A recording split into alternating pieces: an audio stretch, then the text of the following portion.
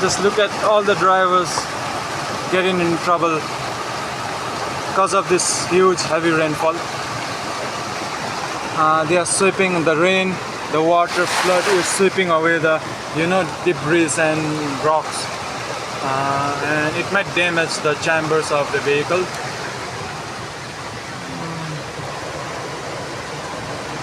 I just hate when it rains like this. It creates a lot of problems for middle class and poor people who doesn't even own a car.